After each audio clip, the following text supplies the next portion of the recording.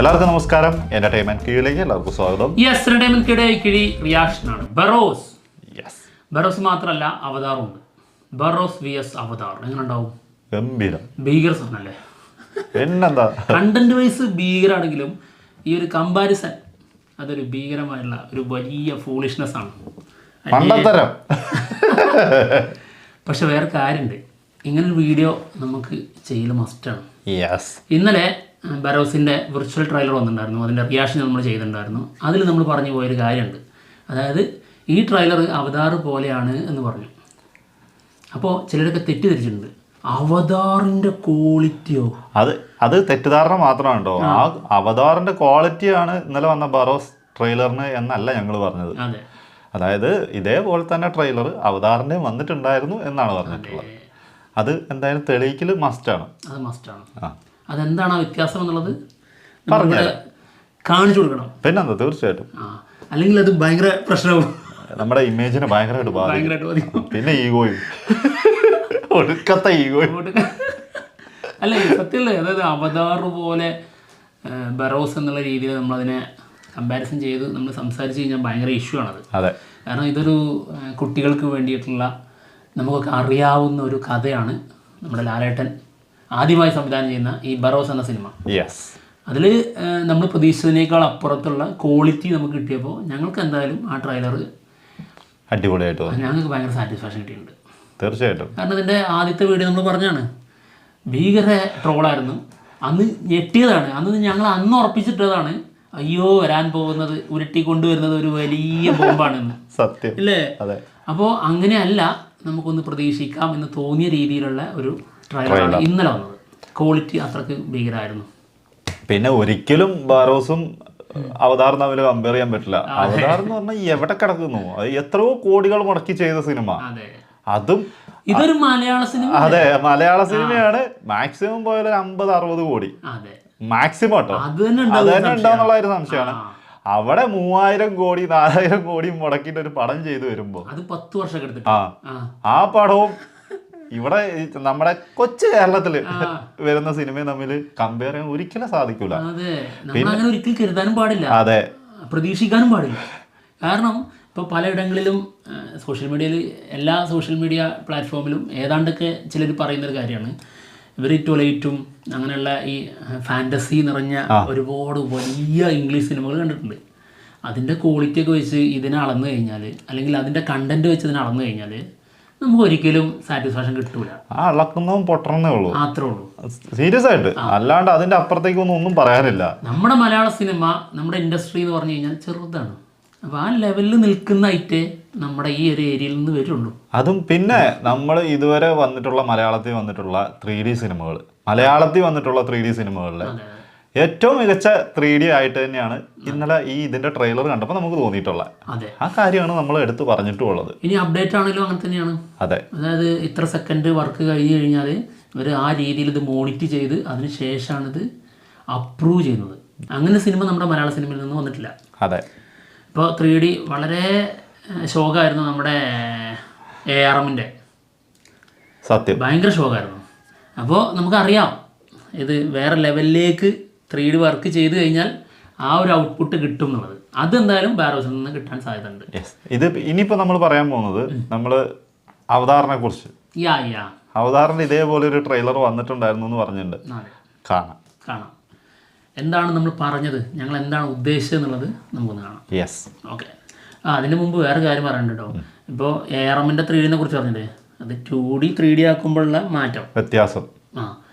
Barroz 3D ആയിട്ട് തന്നെ ചെയ്തത്, രണ്ടും ഡിഫറെൻ്റ് ആണ്. അതൊരു സത്യമാണ്, പറഞ്ഞു കൊടുക്കണം. അതെ, അത് പറഞ്ഞിട്ടില്ലെങ്കിൽ നിങ്ങൾ തന്നെയല്ലേ പറഞ്ഞത് മലയാള സിനിമയിൽ ചെറുതായിട്ട് പ്രതീക്ഷിച്ചാൽ മതി എന്നുള്ളത്. നിങ്ങൾ ഇതിന്റെ മുമ്പല്ലേ പറഞ്ഞതെന്ന് ചോദിക്കും, ചോദ്യം വരും. ആ ഒരു മാറ്റാ പറഞ്ഞത്. ഓക്കെ, കണ്ടോ സിനിമാസ്കോപ്പിന്റെ മുകളിലൂടെ കടന്നു പോകുന്ന കണ്ടോ വിർച്വൽ ട്രെയിലർ.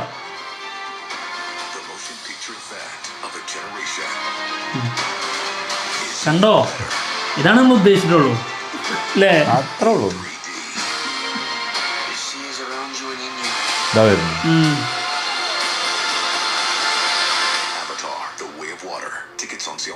ഫോട്ടോ.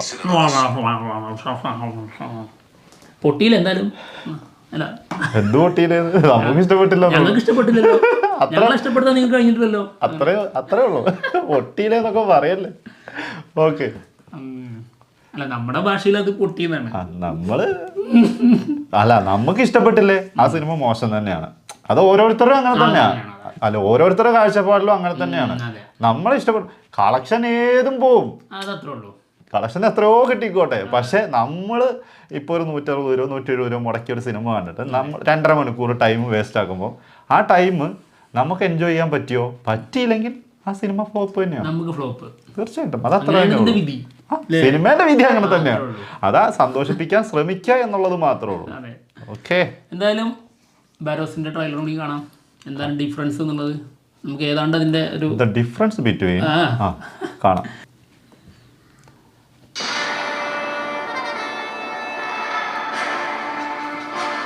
കണ്ടോ, സിനിമാസ്കോപ്പിൽ നിന്ന് പുറത്തു നിന്ന് വരുന്ന കണ്ടോ? ഞാൻ ബറോസ്, നൂറ്റാണ്ടുകളായി നിധി കാക്കുന്ന ഭൂതം. ഇത് അടിപൊളി സാധനമായിരിക്കും കേട്ടോ. ബറോസിന്റെ മുന്നേ നടക്കുന്ന ആളാണ് ഇസബെല്ല.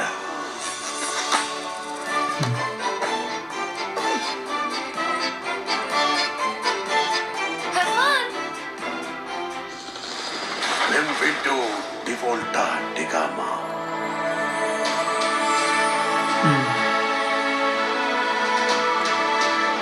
ഒരു കണ്ണ് അടച്ചു പിടിച്ചൊക്കെ നോക്കാൻ പറഞ്ഞായിരുന്നു. അപ്പൊ എന്താ പറ്റുക? ഒരു കണ്ണ് അടക്കടാ. ഒരു കണ്ണ് അടച്ചു വെച്ചേക്കുവാടേ, കുറച്ചും കൂടി ചെരിച്ചു പിടിക്കും. മറ്റൊരാളെ ഓർത്ത് തൂകുന്ന കണ്ണ് ഒന്നും പറ്റുന്നില്ല. ഒരു നിധി ഒരേപോലെ തന്നെയാണോ? മോളെ.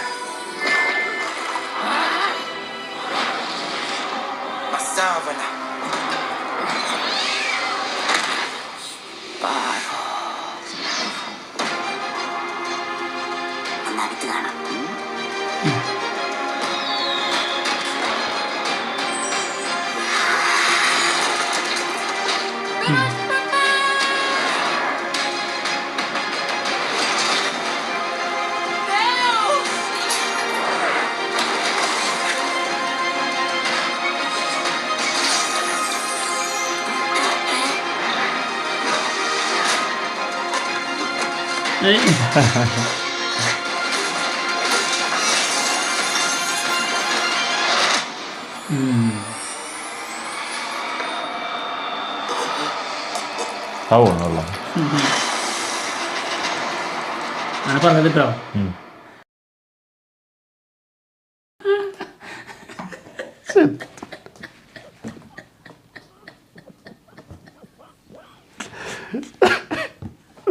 നല്ലൊരു വീഡിയോ ചെയ്ത് വരുമ്പോ